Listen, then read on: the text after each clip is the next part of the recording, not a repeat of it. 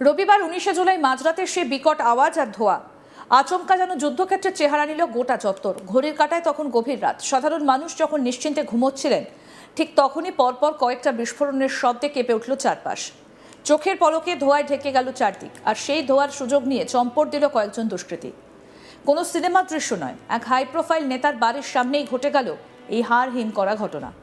তদন্তে নেমে পুলিশ জানতে পেরেছে এই হামলার পেছনে ছিল এক সুপরিকল্পিত ছক। মুখ বাঁধা অবস্থায় মোটর বাইকে চড়ে এসেছিল দুষ্কৃতীরা। তাদের মূল লক্ষ্যই ছিল ওই হেভিওয়েট নেতার বাড়ি। মুহূর্তের মধ্যে তারা একের পর এক মোট 4টে বোমা ছুড়ে মারে বাড়িটা লক্ষ্য করে।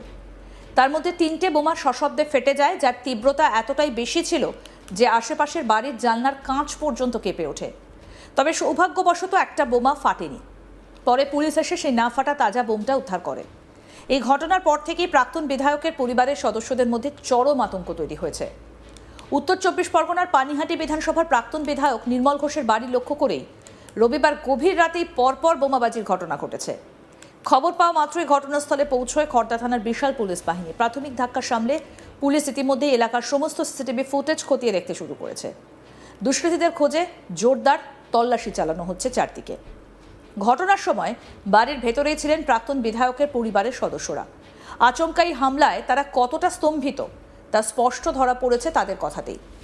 প্রাক্তন বিধায়কের মেয়ে ছন্দা ঘোষ সেই ভয়াবহ অভিজ্ঞতার কথা শেয়ার করতে গিয়ে জানান, তারা তখন সবাই বাড়ির ভেতরে ছিলেন।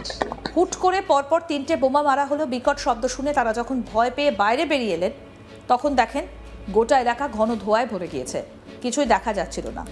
তারা আর দেরি না করে সঙ্গে সঙ্গে খড়দা থানায় খবর দেন এবং পুলিশও খবর পেয়ে দ্রুত চলে আসে। একই সুর শোনা গেল প্রাক্তন বিধায়কের বৌমা দীপান্বিতা ঘোষের গলাতেও। তিনি দুষ্কৃতীদের সম্পর্কে কিছু গুরুত্বপূর্ণ সূত্র দিয়ে বলেন, তারা সকলেই ঘরের মধ্যে ছিলেন। হঠাৎ করে 2-3টে বিকট শব্দ শুনতে পান এবং জানলা দিয়ে দেখেন পুরো জায়গাটা ধোঁয়ায় ভরে গেছে। কারা এটা করলো, কিভাবে তারা পালালো, তা প্রথমে বুঝতে পারেননি। তবে পরে জানতে পারেন দুষ্কৃতীরা বাইকে করে এসেছিল এবং তাদের সবার মাথায় হেলমেট ছিল আর মুখ বাঁধা ছিল। পুলিশের অনুমান, মুখ বেঁধে এবং হেলমেট পরে আসায় মূল কারণ ছিল যাতে সিসিটিভি ক্যামেরায় তাদের মুখ কোনোভাবেই চেনা না যায়। এই পেশাদার কায়দায় হামলা চালানোই প্রমাণ করে যে দুষ্কৃতীরা আগে থেকেই এলাকার রেইকি করে পরিকল্পনা সাজিয়েছিল। কি বলছেন নির্মল ঘোষের মেয়ে ছন্দা ঘোষ, শুনবো। আমরা তো সবাই বাড়ির ভেতরে ছিলাম, হঠাৎ করেই 3টে বম চার্জিং হয়েছে বাড়ির সামনেই। তো আমরা তো বুঝতে পারলাম না যে কি হলো। তারপরে বাইরে বেরিয়ে দেখি পুরোটা ধোঁয়া হয়ে গেছে। আমরা লোকাল থানা খড়দা থানায় ফোন করেছি এবং ওনারা সবাই এসছেন, বড়বাবু নিজে এসেছিলেন। ওনারা নিজে দেখেছেন কোথায় কি হয়েছে না হয়েছে। আমাদের কাছ থেকে আপনি বাকিটা জেনে বলছি যে কজন এসেছিলেন সেটা জানতে পারলেন কিছু, কতদিন এসেছিলেন? আমাদের সিসিটিভি ফুটেজে আমরা কিছু পাইনি, কারণ সিসিটিভি ফুটেজের বাইরে ছিল। আর এতটাই অন্ধকার আমাদের বাজারের ওই জায়গাগুলো, যেখান থেকে কিছু কাউকে রেকগনাইজ করা বা কিছু করা সম্ভব না। দূর থেকে কি করা হয়েছিল? হ্যাঁ, দূর থেকে, এই তো রাস্তার ওপার থেকে আমাদের বাড়িতে মারা হয়েছে। কোন দিকটা মারা? এই তো সামনে, এই যে আমাদের এখানে গ্রিলে আমাদের বাড়ির ভেতরে মারা। বাড়িতে কি কোনো ক্ষতি হয়েছে? তার না, বাড়িতে ক্ষতি হয়নি। ওই গ্রিলটার মধ্যে লেগেছে, গ্রিলে যতটুকুনি রং উঠে গেছে। নির্মল ঘোষের পুত্রবধূ দীপান্বিতা ঘোষ কি বলছেন, শুনবো। পারবো না, কারণ আমরা বাড়ির ভেতরেই ছিলাম, তো পুরোটা ধোয়া হয়ে গেছিল। যার জন্য দেখা যাচ্ছে না কজন এসেছিল বা কি বুঝতাম কি করেছিল না। আমরা ঘরের ভেতরে ছিলাম, প্রথম প্রচন্ড ভাবে দুটো আওয়াজ হয়েছে। তো আমরা যে দেখলাম জানলা থেকে তো পুরো ধোয়া হয়ে গেছে।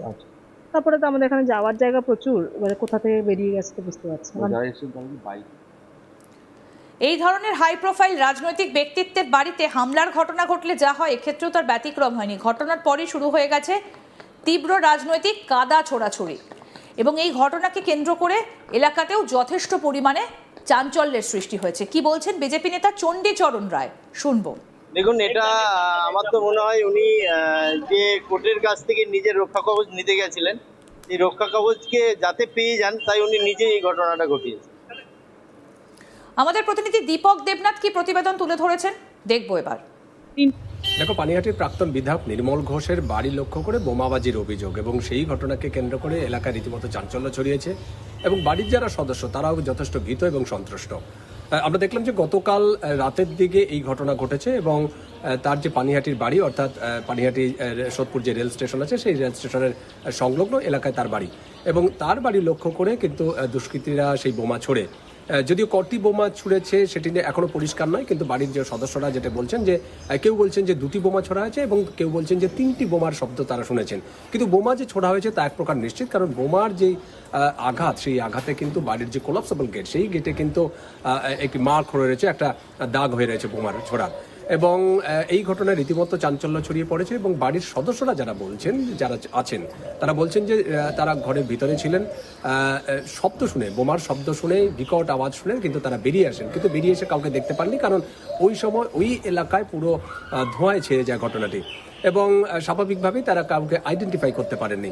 এবং বাড়ির যে সিসিটিভি ফুটেজ আছে, সেই সিসিটিভি ফুটেজের যেই এরিয়া যেটা সীমানা আছে, সেই সীমার বাইরে, অর্থাৎ আয়ত্তের বাইরে এই ঘটনা ঘটেছে। অর্থাৎ সিসিটিভি ফুটেজে কারা বোমা ছুড়েছে বা কোথা থেকে ছড়াচ্ছে সেটি কিন্তু এখনো পরিষ্কার বোঝা যাচ্ছে না, এটি পরিবারের সদস্যদের দাবি।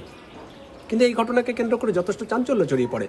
এবং তুমি জানো যে এই যে নির্মল ঘোষ, তার যে পুত্র তীর্থঙ্কর ঘোষ, তাকে ইতিমধ্যেই খড়দা থানার পুলিশ গ্রেপ্তার করেছে, কারণ তার বিরুদ্ধে তোলাবাজি, হুমকি, অবৈধ নির্মাণ সব একাধিক অভিযোগ রয়েছে। এই অভিযোগের ভিত্তিতে কিন্তু তাকে ইতিমধ্যে গ্রেপ্তার করেছে।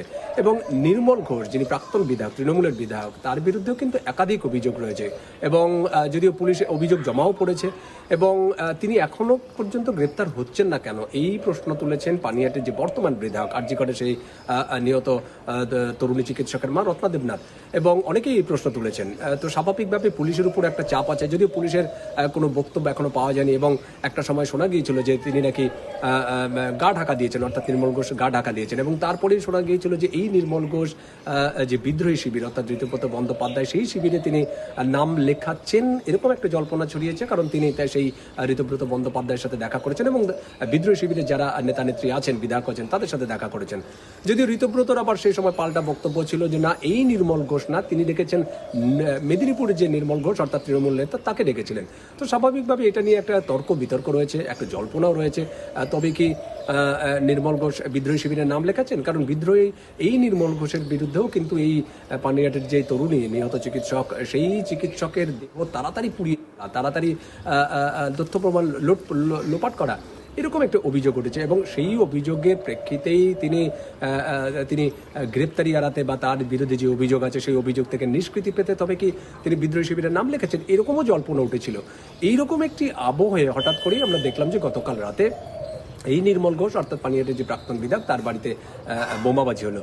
কে বা কারা বোমাবাজি করেছে তা এখনো পরিষ্কার নয়। কিন্তু এই ঘটনায় সঙ্গে সঙ্গেই তাদের যে বাড়ির সদস্যরা আছেন, তারা কিন্তু সঙ্গে সঙ্গে খড়দা থানার পুলিশকে খবর দেওয়া হয় এবং খড়দা থানার পুলিশও ঘটনাস্থলে ছুটে আসে। এবং থানার যে ভারপ্রাপ্ত যে আইসি, অর্থাৎ যে বড়বাবু, তিনি কিন্তু ঘটনাস্থলে ছুটে আসেন। তদন্ত শুরু হয়েছে, খতিয়ে দেখা হচ্ছে যে কে বা কারা এই ঘটনার সাথে যুক্ত।